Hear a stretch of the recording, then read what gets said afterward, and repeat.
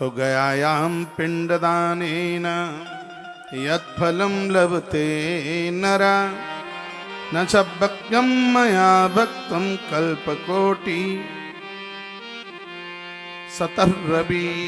भगवान सूर्य भी इस गया के श्राद्ध की महिमा का वर्णन करें तो वायु पुराण के अध्याय नंबर 43 के श्लोक नंबर 48 और 49 में वर्णन किया, गयायाम पिंडदानेन यत् फलम लभते नरः। गया में जाकर के पिंडदान करने से, तर्पण और श्राद्ध करने से जिस फल को प्राप्त किया जाता है 100 करोड़ वर्ष तक भगवान सूर्य भी उसका वर्णन नहीं कर सकते। 100 करोड़, 1 करोड़ नहीं, 100 कोटि वक्तव्यम रवि। भगवान सूर्य भी 100 करोड़ वर्ष तक उसका वर्णन नहीं कर सकते कि उसकी कितनी बड़ी महिमा है अपने आप में। इतनी बड़ी महिमा। आपका ध्यान मेरी तरफ हो थोड़ा सा। एक बड़ी अद्भुत बात है और बड़ा अद्भुत श्लोक है, कहतार्चते हरु सर्वे यज्ञ पूर्णा भवति ही तथाम श्राद्धम तर्पणम च स्नानम च अक्षमयम स्वयं।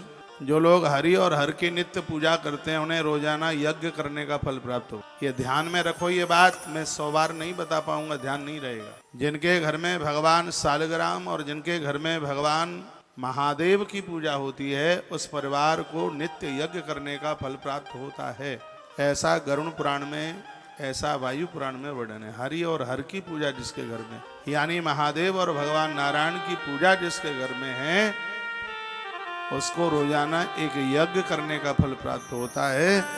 तथाम श्राद्धम तर्पणम च। लेकिन जिसने अपने पूर्वजों के लिए श्राद्ध और तर्पण किया है उनको रोजाना 1000 यज्ञ करने का फल प्राप्त होता है नित्य। भले या वर्ष में 16 दिन आप यह करते हैं, इस बात को बहुत ध्यान से सुन लीजिएगा। 16 दिन में जिसके घर का 1 दिन का भी श्राद्ध एब्सेंट नहीं है। और यहाँ आपको यहाँ से जुड़कर ये मौका मिल रहा है। इस ग्रंथ में लिखा है सहस्रम यज्ञम फलम। सहस्र कहते हैं 1000 को, 1000 यज्ञ करने का उन्हें फल प्राप्त होता है। श्राद्धम तर्पणम च स्नानम च अक्षय स्वयं।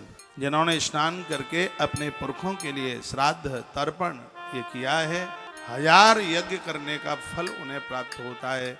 और मैं तो जो भी बात कह रहा हूँ श्लोक बोलकर उसका व्याख्यान कर रहा हूँ, इसलिए मेरी बात में कोई संशय करने की तो गुंजाइश होती ही नहीं है। यथार्चते हरि हरौ सर्वे है। हरि और हर, हरि माने नारायण, हर माने महादेव।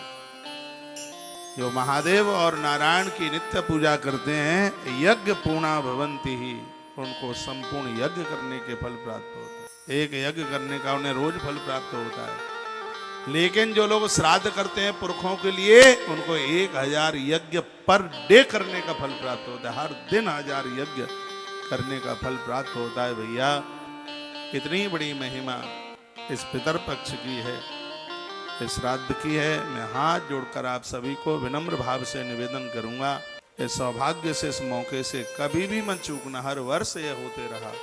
ये देखिए परिवार का कितना उत्थान, कितनी तरक्की, कितनी ग्रोथ होती है। इस संसार में बड़ा मुश्किल है। क्या मुश्किल है इस संसार में? मुश्किल है, क्या मुश्किल है इसमें? पूर्वजों के लिए कुछ कर